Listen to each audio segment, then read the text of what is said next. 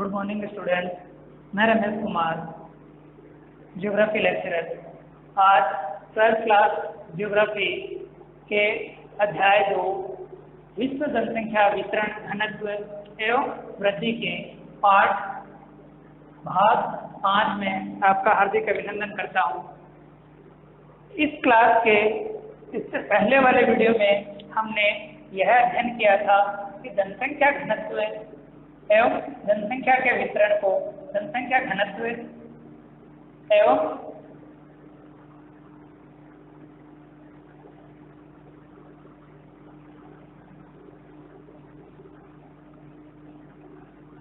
इससे पहले वाले वीडियो में हमने देखा जनसंख्या वितरण व घनत्व को प्रभावित करने वाले प्रमुख कारकों में हमने अध्ययन किया था।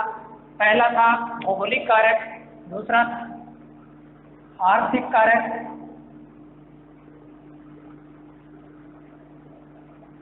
और तीसरा था वह सामाजिक एवं सांस्कृतिक कारक।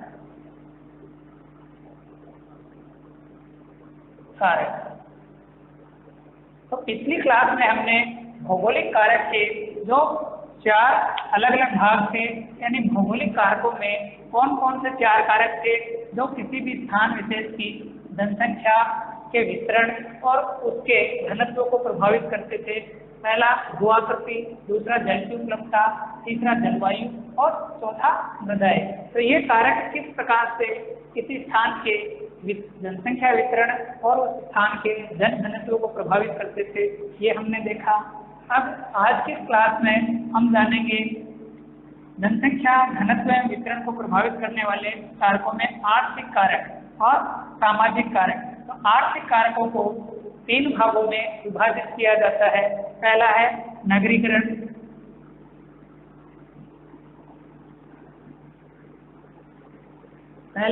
नगरीकरण, दूसरा है औद्योगिकरण,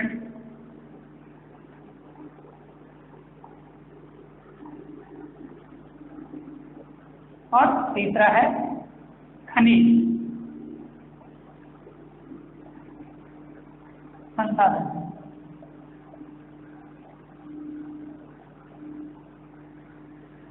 तो मूल रूप से ये 3 कारक है जो किसी स्थान विशेष आर्थिक कारकों में ये 3 मूल कारक है जो किसी स्थान की जनसंख्या वितरण और घनत्व को प्रभावित करते हैं।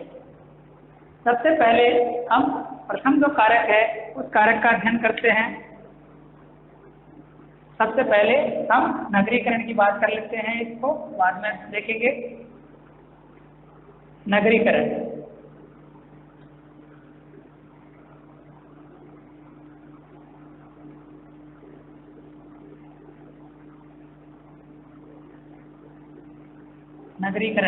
या नगरीयकरण, ठीक है। तो पहला कारक है नगरीयकरण। नगरीयकरण किस तरह से किसी स्थान विशेष को की जनसंख्या घनत्व को प्रभावित करता है। नगर जो होते हैं, नगर रोजगार के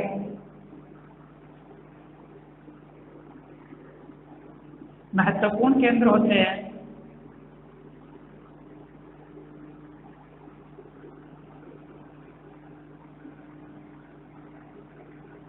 हम सभी जानते हैं जितने भी बड़े नगर हैं, बड़े नगर हैं, वह नगर रोजगार के महत्वपूर्ण केंद्र होते हैं। यहाँ पर इन नगरों में रोजगार के बेहतर अवसर प्राप्त होते हैं, बहुत सारे रोजगार के अवसर उपलब्ध होते हैं। इन रोजगार के उपलब्ध अवसरों के अलावा नगरों में रोजगार इसके अलावा यहाँ पर शैक्षणिक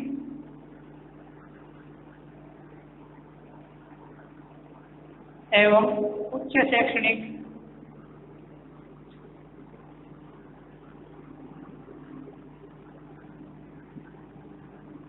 गतिविधियां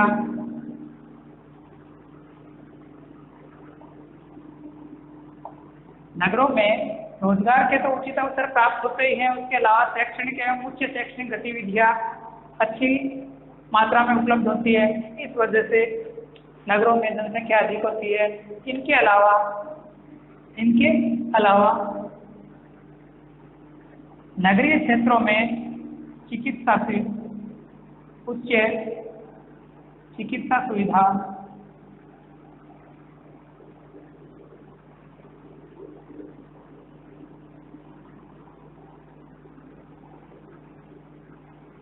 उच्च चिकित्सा सुविधाओं की उपलब्धता होने के कारण उच्च चिकित्सा सुविधाओं की उपलब्धता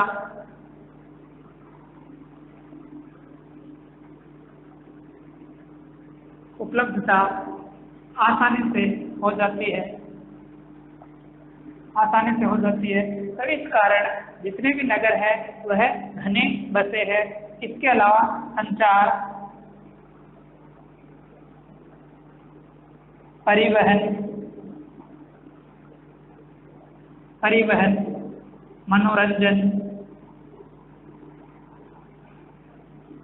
मनोरंजन एवं अन्य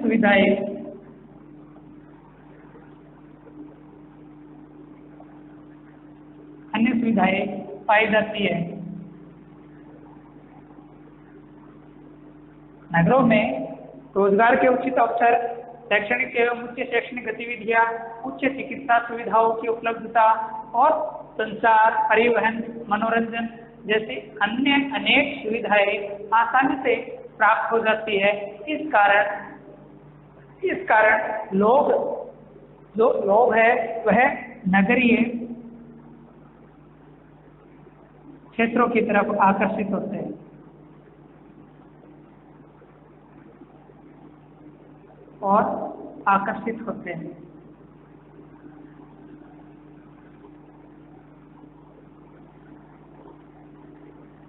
लोगों के नगरों की तरफ आकर्षित होने के कारण इन नगरों की तरफ आकर इन सुख सुविधाओं का भोगने की जो लालसा होती है, इस कारण लोग नगरीय क्षेत्रों में आकर बसने का प्रयास करते हैं और नतीजा क्या होता है, लोग ग्रामीण क्षेत्रों से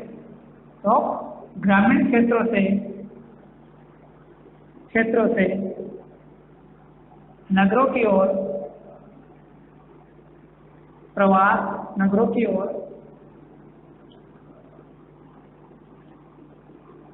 प्रवास करने लगती है।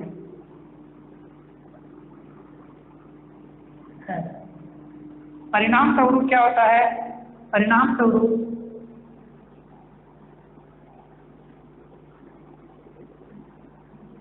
नगरों में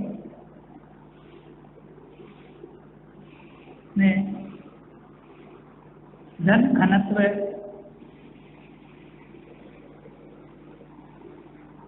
बढ़ जाता है। तो इस आधार पर हम यह कह सकते हैं कि विश्व के जितने भी नगर है वह नगर अपने आसपास के ग्रामीण क्षेत्रों की जनसंख्या को अपनी तरफ आकर्षित करते हैं, खींचते हैं और नगरीय क्षेत्रों में जनसंख्या के प्रवास के कारण, ग्रामीण क्षेत्रों से नगरीय क्षेत्रों में जनसंख्या के प्रवास के कारण वहाँ नगरों का जो जनघनत्व है बढ़ जाता है। इसलिए विश्व के नगरीय क्षेत्रों में जनसंख्या का वितरण अधिक पाया जाता है।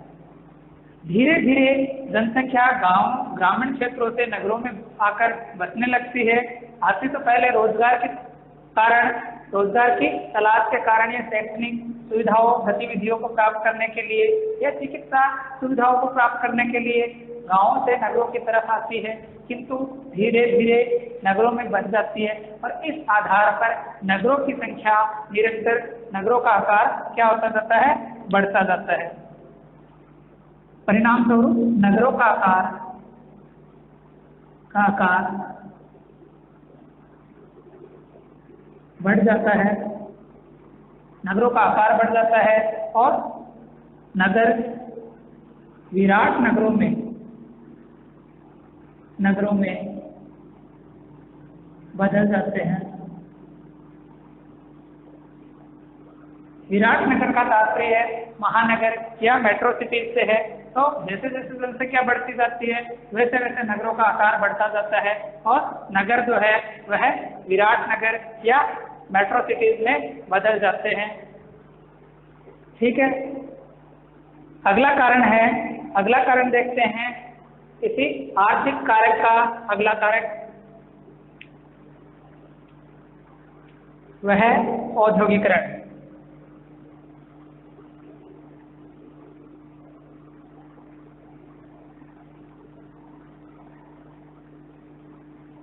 औद्योगिकरण औद्योगिकरण किस प्रकार से किसी क्षेत्र विशेष की जनसंख्या को प्रभावित करता है, यह देखते हैं।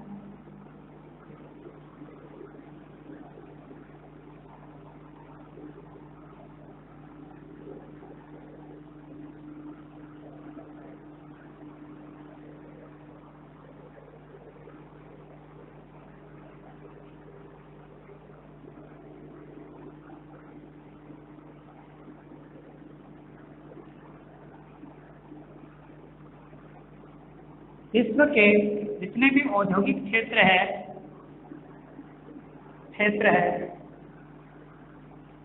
वह रोजगार उपलब्धता के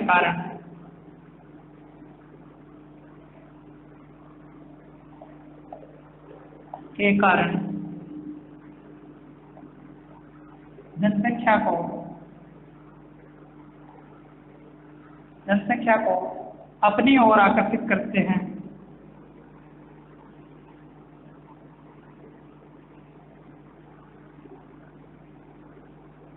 विश्व के जितने भी औद्योगिक क्षेत्र है वह रोजगार की अत्यधिक उपलब्धता के कारण ग्रामीण क्षेत्रों से या अन्य क्षेत्रों से जनसंख्या को अपनी ओर आकर्षित करते हैं और लोग क्या करते हैं, इन औद्योगिक क्षेत्रों में आकर बसने लग जाते हैं। अब सोचने वाली बात ये ही नहीं है, आकर्षित करते हैं तो आप सोच रहे होंगे यहाँ पर केवल श्रमिक आएंगे, आकर्षित करते हैं, ठीक है। सोचने वाली बात है, इन क्षेत्रों में या औद्योगिक क्षेत्रों में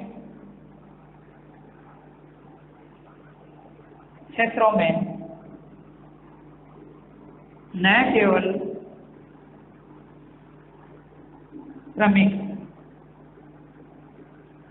इन औद्योगिक क्षेत्रों में केवल श्रमिक ही आकर नहीं बसते हैं, इन श्रमिकों के अलावा, क्योंकि औद्योगिक क्षेत्रों में क्या होंगे, कारखाने, क्या होंगे, कारखाने, तो कारखानों में कार्य करने के लिए कौन आएगा, श्रमिक। तो यहाँ पर गौर करने वाली बात है कि यहाँ पर केवल कारखानों में काम करने वाले श्रमिकों को ही ये औद्योगिक क्षेत्र आकर्षित नहीं करते हैं, बल्कि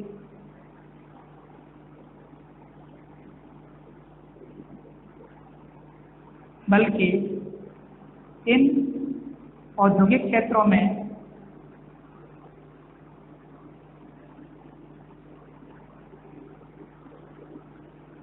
द्वारा या इन औद्योगिक क्षेत्रों में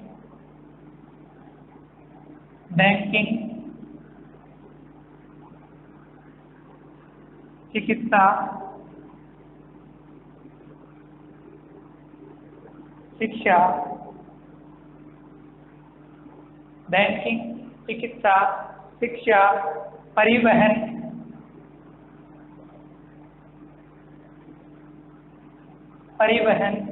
दुकानदार, डॉक्टर,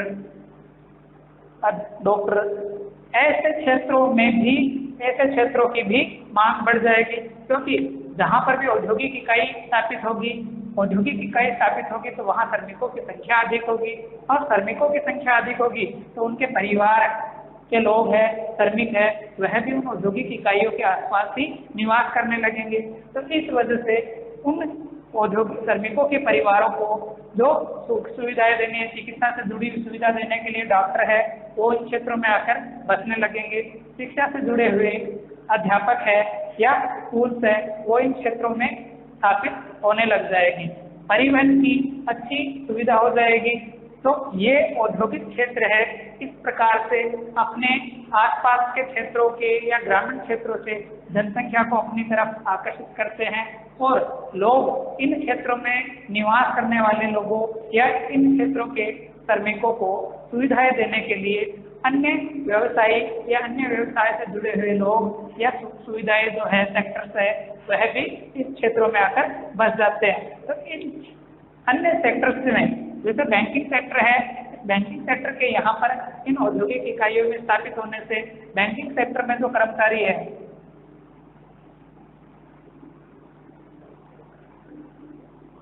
बैंकिंग सेक्टर के जो कर्मचारी है वह भी यहाँ पर आकर बस जाएंगे, उनके परिवार है वह पर यहाँ पर आकर बस जाएंगे।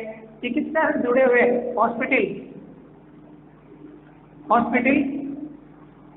यहाँ पर स्थापित हो जाएंगे।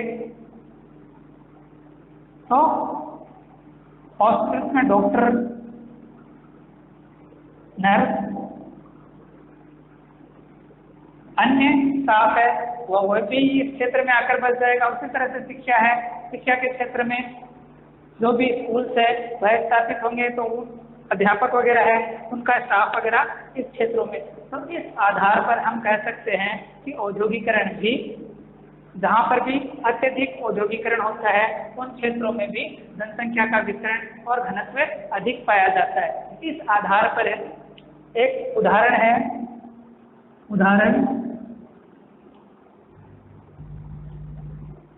जापान का एक शहर है कोबे, ओसाका।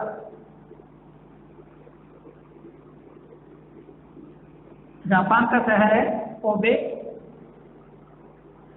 ओसाका। यह जापान का जो कोबे, ओसाका शहर है, यह अत्यधिक औद्योगिक इकाइयों की उपस्थिति के कारण विश्व में घना बसा हुआ एक प्रदेश है, या एक जापान में अत्यधिक जनघनत्व वाला क्षेत्र है। आर्थिक कारक का तीसरा प्रमुख पहलू है खनिज संसाधन।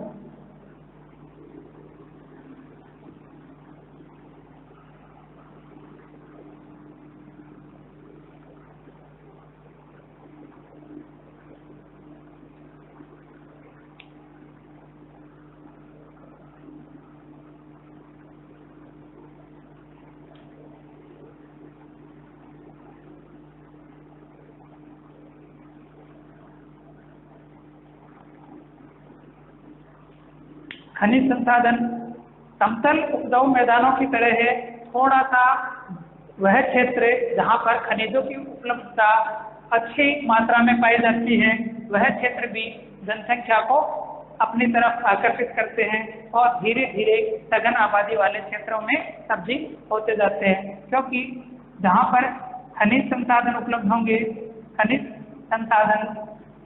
संसाधनों के कारण या खनिज संसाधन उपलब्धता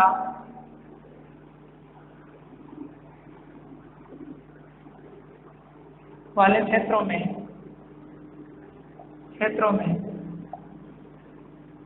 खनन से जुड़ी हुई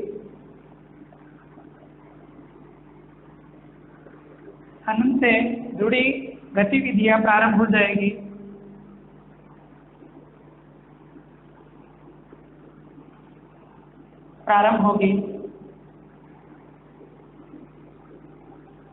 और इस खनन उद्योग में कार्य करने के लिए या खनन जो श्रमिक है, खनन श्रमिक एवं अन्य खनन कार्य से जुड़े हुए लोग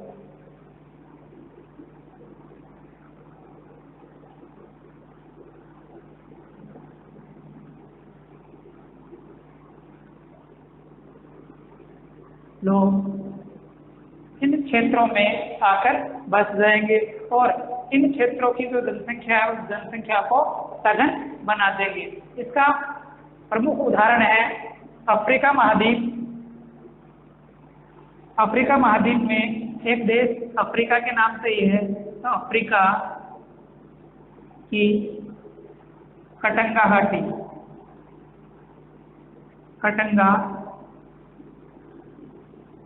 घाटी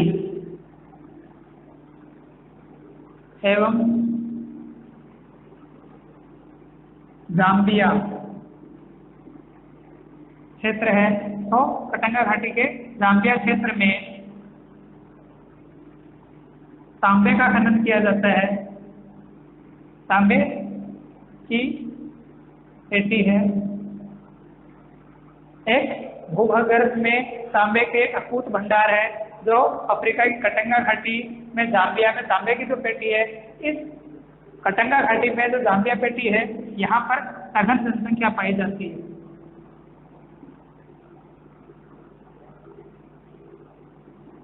सघन जनसंख्या पाई जाती है।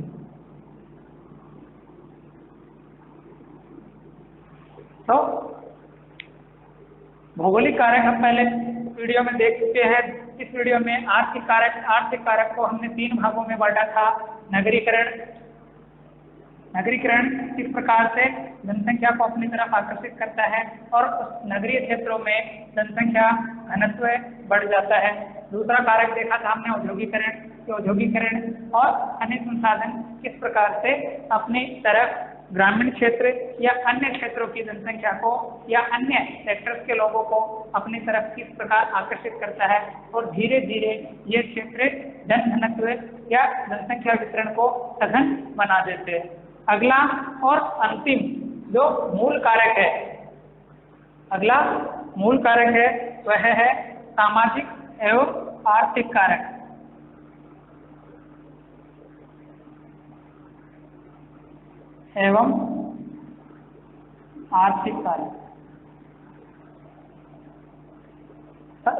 सामाजिक एवं सांस्कृतिक कारक। अगला है सामाजिक एवं सांस्कृतिक कारक।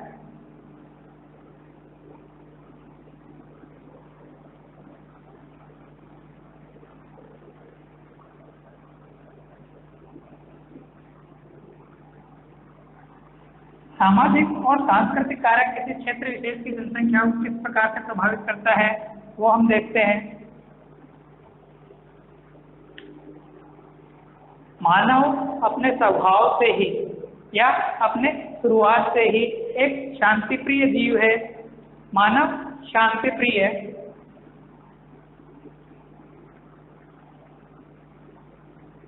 प्राणी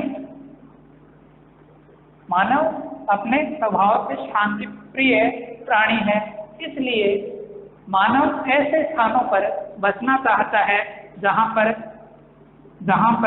राजनीतिक स्थिरता हो। मानव ऐसे स्थानों पर बसना चाहता है, निवास करना चाहता है जहाँ पर राजनीतिक स्थिरता हो। ऐसे स्थानों से बचना चाहता है जहाँ पर राजनीतिक उपद्रव या राजनीतिक अस्थिरता हो।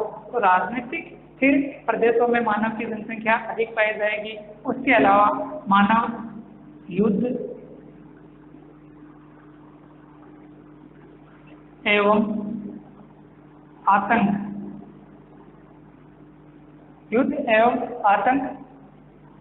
वाले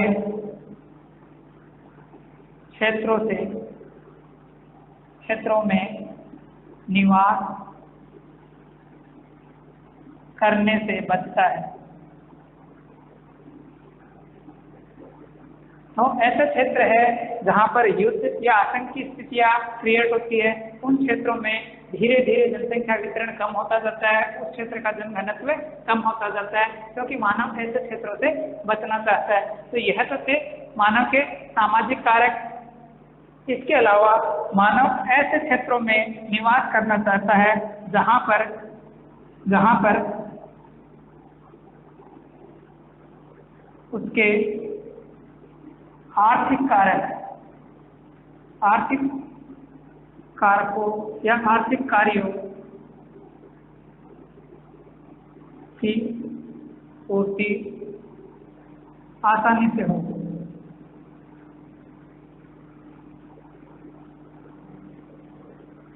सांस्कृतिक कारक है, इसी में सामाजिक सांस्कृतिक कारक यह कमांडी है। तो इसमें सांस्कृतिक कारकों के आधार पर हम यह मान सकते हैं या सामाजिक कारकों में यह मान सकते हैं कि मानव ऐसे क्षेत्रों में निवास करना चाहता है। मानव ऐसे क्षेत्रों में निवास करना चाहता है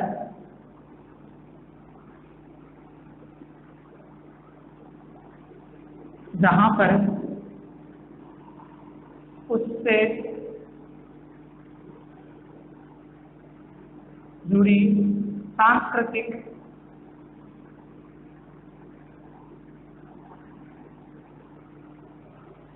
एवं सामाजिक गतिविधियां हो।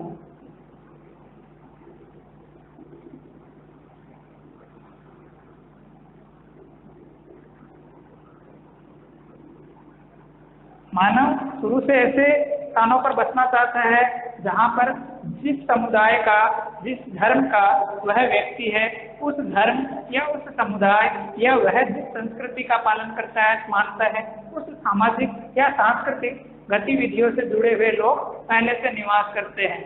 जैसे कोई भी विपरीत धर्म का व्यक्ति किसी अन्य धर्म के लोगों के पास अकेला जाकर नहीं रहना चाहता, वो चाहता है कि वो जहाँ पर भी जा रहे हैं उसके समुदाय के लोग पहले से उस क्षेत्र में निवास कर रहे हैं, तो एक दूसरे समुदाय का व्यक्ति वहीं पर जाना चाहता है जहाँ पर उसी समुदाय के लोग निवास करते हैं।